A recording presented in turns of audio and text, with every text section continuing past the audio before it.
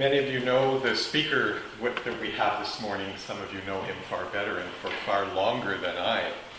I'm not going to try to list all that he's done for the church, and if I were to try, I'd probably just open the directory and start reading the committee list, because chances are, over the years, Doug has been on all of those. I want briefly to mention the book that he's going to refer to in his talk, John Ralston, Saul's A Fair Country. We actually looked at this book 4 years ago, and I preached upon it, but it was the day of the U.S. Olympic men's gold medal hockey game. So a few of you were elsewhere at the time. I'll just mention it quickly. It's a highly controversial book. It's a different take on Canadian history. General Canadian historians don't actually think he's right or accept his premises, and I'm not a historian, I can't say whether it's right or wrong, but I love the vision that he has of the historical roots of Canada, and I think it's worth thinking about. Even if it may not have been historically true, it certainly could be true now, and that's the important point. John Ralston Saul claims that although European settlers came here, their first communities were actually bicultural communities, the French and the First Nations, the English and the First Nations. I wonder myself if the French and the English were able to create a bicultural country because they'd already had bicultural communities. In any case, he promotes that we've learned a lot from First Nations values of cooperation and community and sharing, and that's part of what makes Canada unique. I won't go into all of his arguments here today. I'm delighted at this point to introduce Doug Sabourin to you. This is the first time he's spoken, and I'm sure that we'll welcome him heartily.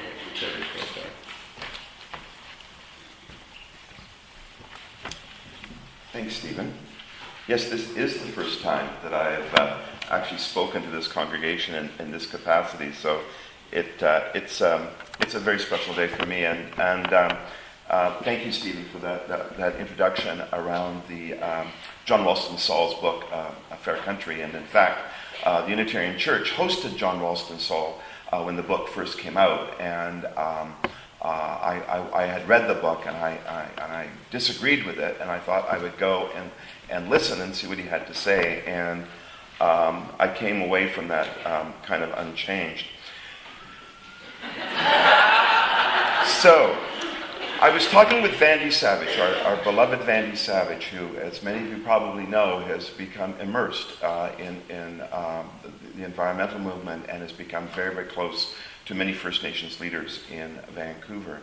And for her, coming from another part of the world originally, it was quite an eye-opener for her. She's learned a lot. And one day I was just talking a bit to her about my experience growing up on the North Shore, and growing up very, very close with our neighbours, the Squamish First Nation. And she said, I'd really like to hear about this. So I started writing to her, and I wrote her these email messages, and they got longer. And as you can imagine, they got longer and longer and longer. And she said, that would make a really good presentation. Why didn't we flesh it out? So here it is. So I grew up on the North Shore. From an early age, I'm aware of the First Nations people in my community. They are the city workers, they're the mill workers, they are the longshoremen, and they worked in all the shipyards. And the waterfront in North Vancouver in those days was dotted with beehive burners, and they burned sawdust all the time. It was always smoke in the air, always. And they burned the slag from the various sawmills, so you could smell cedar and fir and spruce all the time. And in this time of year, we had great big fogs because there was a lot of smoke in the air. And the First Nations people, we called them Indians at the time, they walked among us freely. As a young elementary school student, I remember Chief Philip Joe, who was always seemed to me on the school board, and when he came to our school celebrations, he always dressed in his regalia. And it was seen as a real honor for Chief Philip Joe to come to our school. I went to Lonsdale Elementary, and he would come in his regalia, and it was just fascinating to us. And he was a very proud man, but walked freely in our community, and was definitely a leader both for the First Nation and for the the European population in the community. It seemed to me that there were many First Nations people that both lived on the reserve and off reserve. And there seemed to me to be a number of interracial families. I once asked my mother why there were so many Native people called Ramirez, Miranda, and Sanchez. And my mom, and uncharacteristically, just in one word, said, sailors. I know of a number of interracial families, as the First Nations are as integral a part of our North Shore population as any of the major European immigrant communities, the Dutch, the Italians, the Irish, and the English.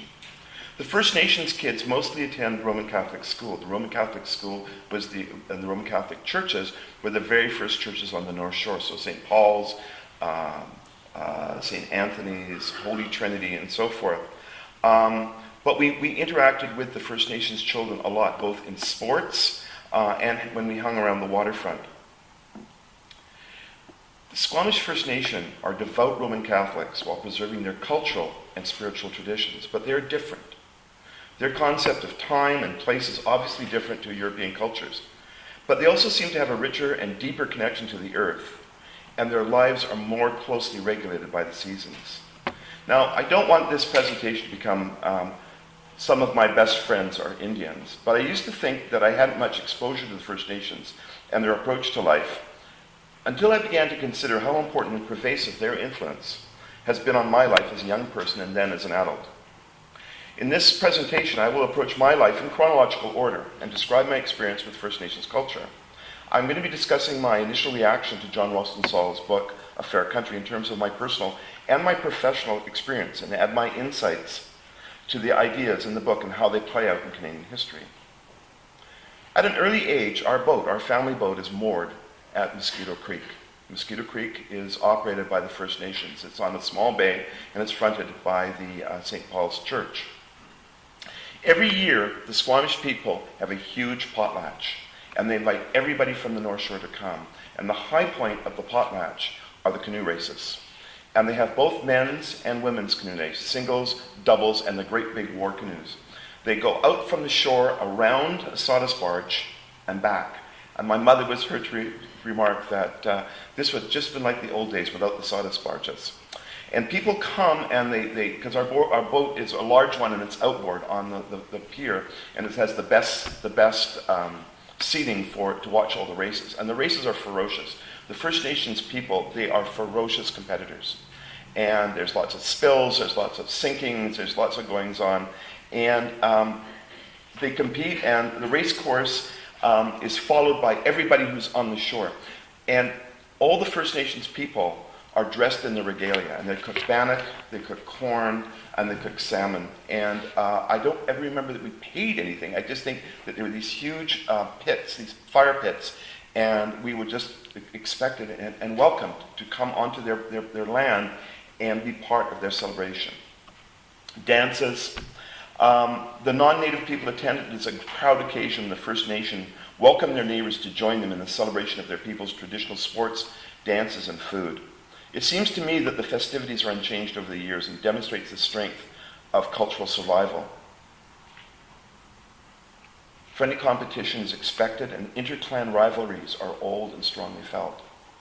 I remember having friends who couldn't play with other First Nations kids because of their rivalries. As a teenager, I attended the Boys Club Camp Potlatch, which is on Howe Sound.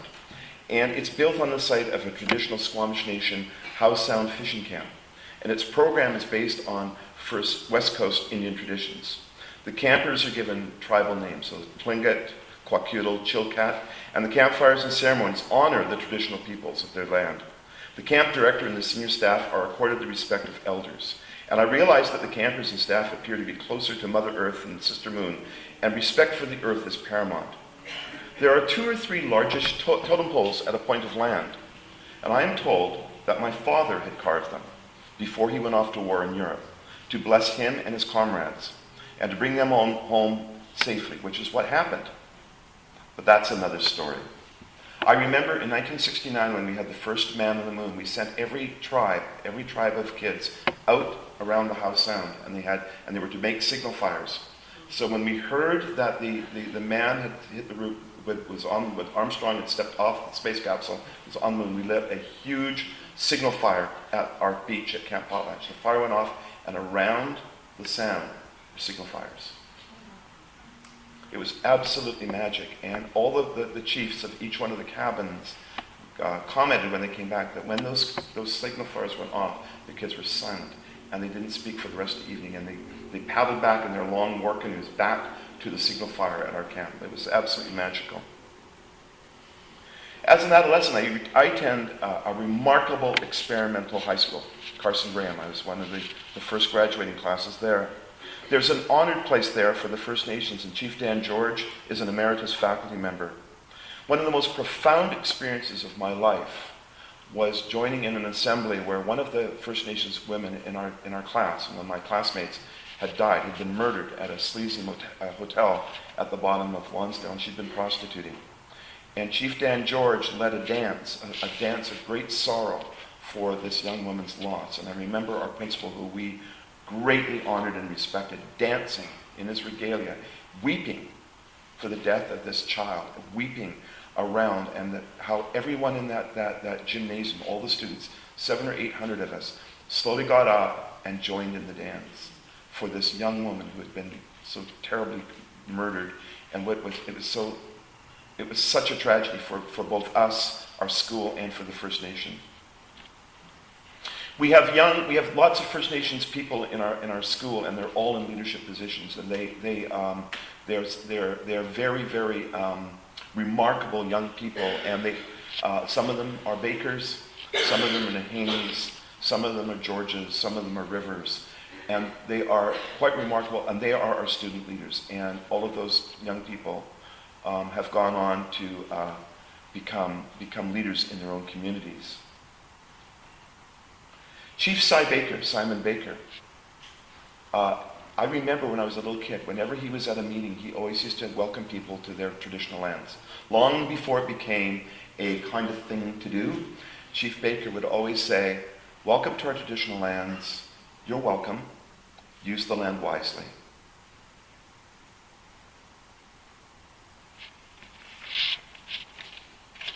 As an undergraduate at Simon Fraser University's radical PSA department, I was political science, sociology, and anthropology.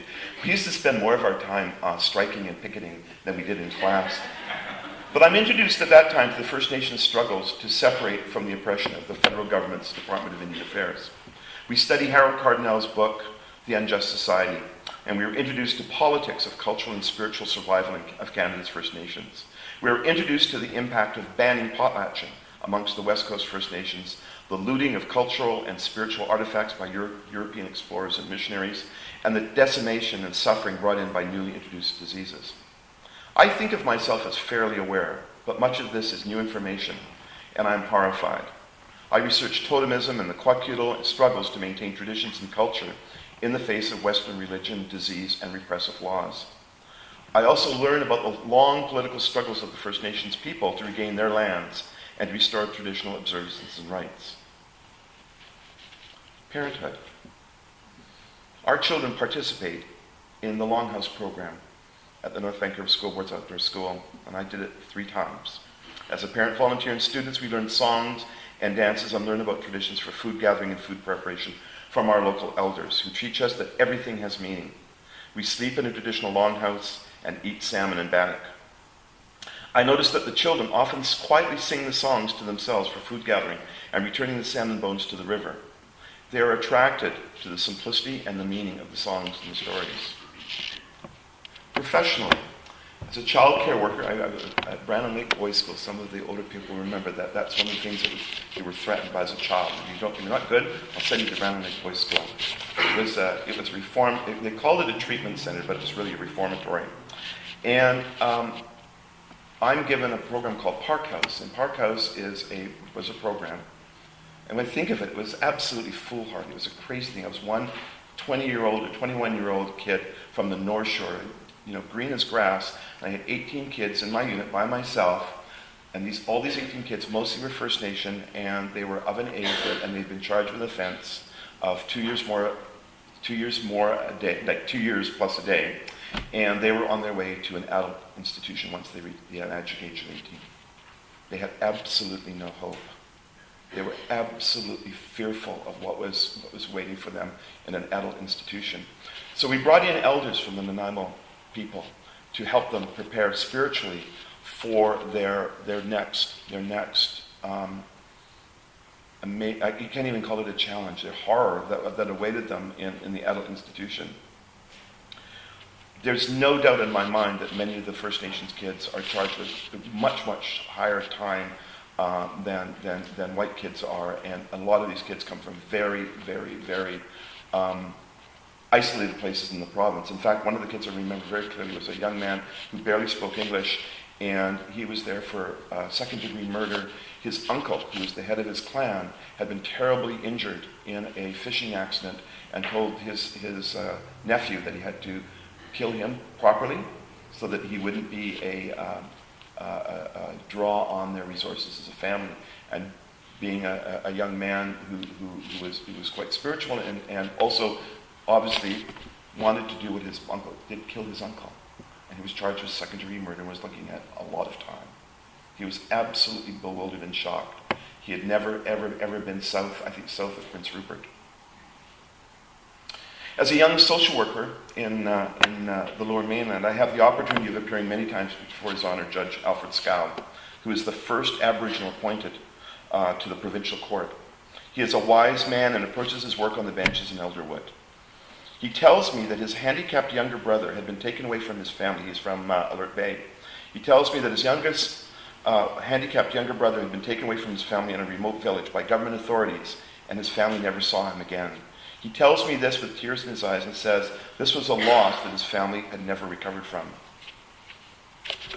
As a young social worker, I'm approached by a family, and they're this tall sort of Nordic family, tall, blonde, blue-eyed, who want to relinquish care of their adopted daughter because her behavior is beyond their control. I meet the adopted daughter. She is First Nations from Lower Post, very dark, very native in her demeanor and her looks, and stands out so sharply in contrast to her family. I lie to them and tell them that once a child is adopted, they can never be brought back into care, but I would work with them.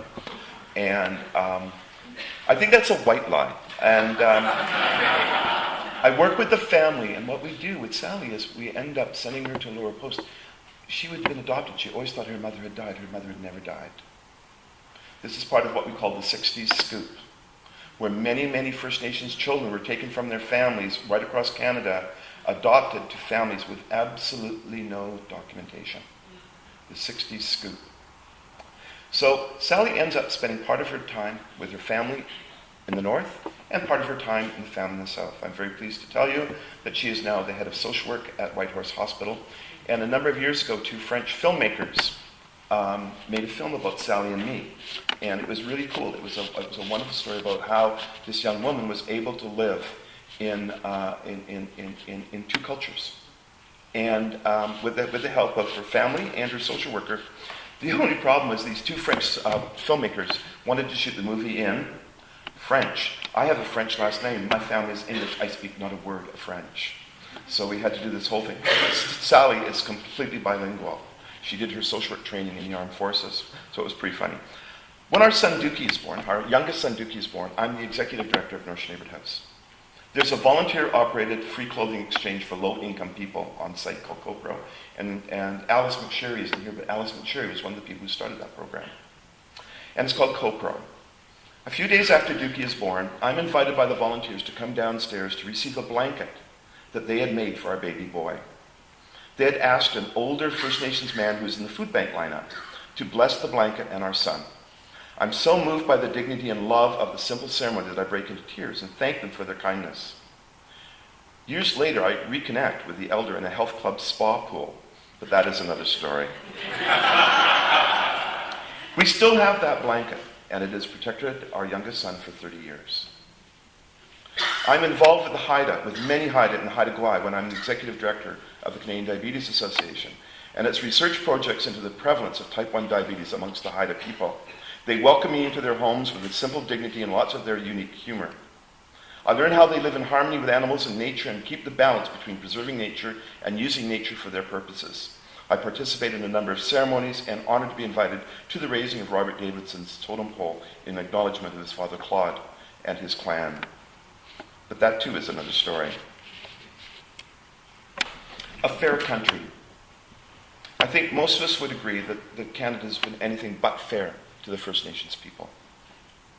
On first reading John Ralston Saul's book, A Fair Country, I felt that it is a superficial and naive analysis of the mutuality of the First Nations and European communities in Canada since first contact. I disagree with his contention that First Nation spirituality and cultural practices have shaped the ideology of Canada and its traditions. I do not believe that the dominant European community held sufficient respect and regard for the First Nations across Canada to integrate First Nations' concept of the balance between nature and spirit, sufficient to shape a national consciousness. But after reflecting upon my own experience, I believe that I may not be all that unique in my experience with the influence of First Nation culture. Which leads me to believe that John Ralston Saul may be onto something.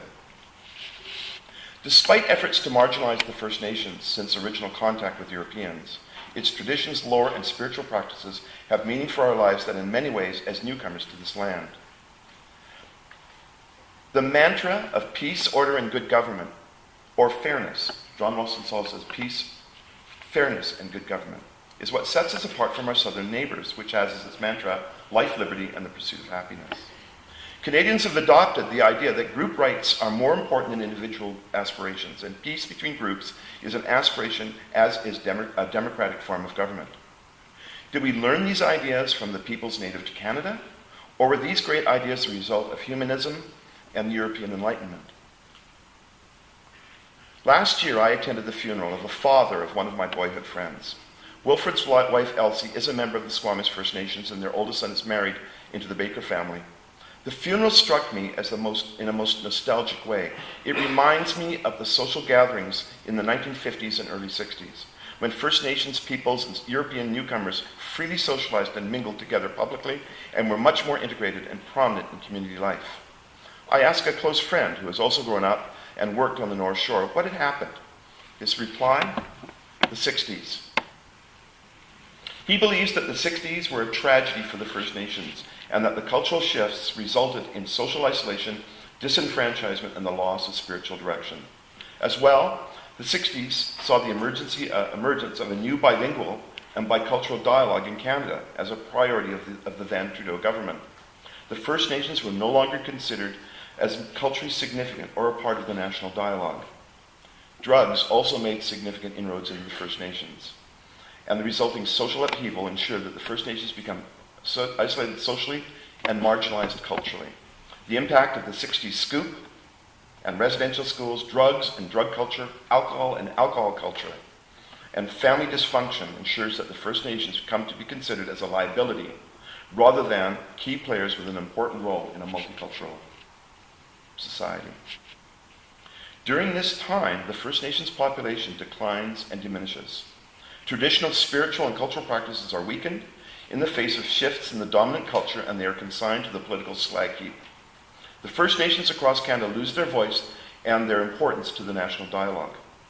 John Ralston Saul suggests that the intermarriage between early traders and First Nations women, beginning with first contact, had deeply implanted First Nations ideology into the Canadian social fabric, such that it created resilience sufficient for the First Nations to survive the 60s and to achieve the remarkable cultural, political, and spiritual renaissance that we have seen in the last 20 years. I believe that John Ralston Saul may be onto something. By examining the First Nations' cultural resilience and believing that cultural practices were so enmeshed that despite the loss of family and family life, and despite the tragedies, that we are only now truly understanding the First Nations culture is much stronger than I ever believed. Pervasive racism, the reservations, sleazy land deals, residential schools, missionaries, repressive laws, murdered and disappeared women, the wholesale destruction of at least 3 generations of children, has not destroyed the First Nations spirit. Despite all of the slings and arrows of fate, the First Nations peoples have not only survived, but in the last 20 years have experienced a renaissance that none would ever have predicted. Is it because the previous 300 years of intermarriage and interconnectedness in the fur trade, exploration, and settlement? Is it because, as John Ralston Saul believes, the importance of the First Nations collectively to Canadian society? Or is it because the First Nations are at the bedrock of Canadian identity? Is it some or all or many of these things? I now know that my first visceral reaction to John Ralston Saul's book, A Fair Country, was more of a response to a writer who I consider to be an effete Eastern Canadian intellectual and elitist. He even has that elitist drawl. You know that University of Toronto drawl that they have? It sounds almost British. I'm sorry, we went to U of T here. Oh, sorry, but you know what I'm talking about? That kind of drawl that some people, they put in that English accent? Sorry, Pat. Yeah, it's awful. How could John Ralston Saul in this book make such sweeping generalizations about the relationship between Indians and Canadian identity? After a lot of reflection and rereading his book and others like The Inconvenient Indian, Potlatch and Totem, The Orenda has a lot of historical truths for us. It's quite a remarkable book. The bloodshed is horrifying, but it has a lot of wisdom in that book. And I realize that his ideas about the First Nations may very well be accurate. But there is not just one single narrative, but as many narratives as there are Canadians. All of us have experienced the First Nations in some way, and the degree to which that has shaped our understanding of ourselves as Canadians is personal. I don't intend on romanticizing the First Nations, but rather to understand how they, as diverse peoples, have so affected Canadian society. I invite you to embark upon a similar voyage of self-exploration and reflection that will guide you in understanding the ways in which you have been affected by the First Nations culture and spirituality. Like me, I expect that you will come to the realization that the First Nations spirituality has had a much greater impact on you and your life than you ever thought. Stephen will read the Canadian Unitarians' Expression of Reconciliation, which was presented to the Truth and Reconciliation Commission on March 29th, 2014? This year. Yes. In support of the path of reconciliation between Canadian Aboriginals and non-Aboriginal people. And I think the four of us will join in doing that. Yes.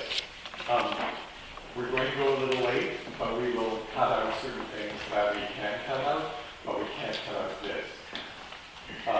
And Liz Moffat will join Leslie on that night, and Doug will stay at the whole night. So on March 29th in Edmonton, Alberta, the Reverend Meg Roberts, representative of the Unitarian Universalist Ministers of Canada, and Gary Grote, then president of the Canadian Unitarian Council Board of Trustees, presented this expression of reconciliation as the final event of the Truth and Reconciliation Commission.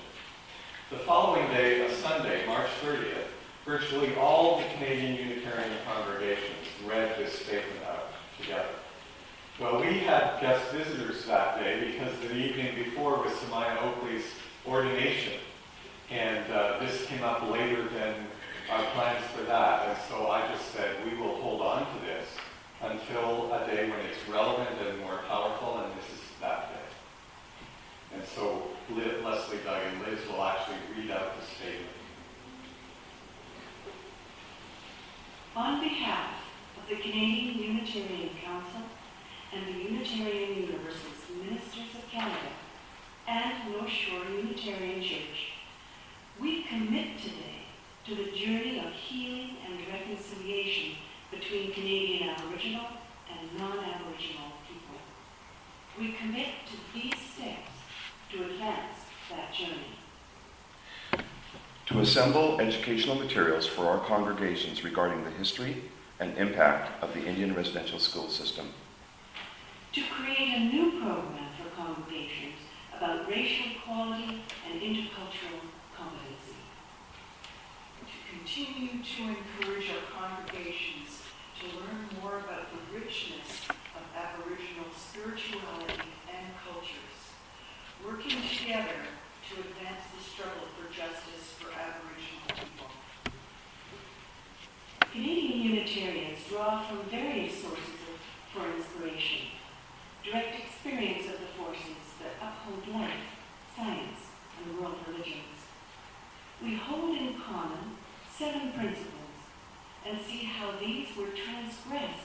the Canadian Indian residential school system and by the government legislation.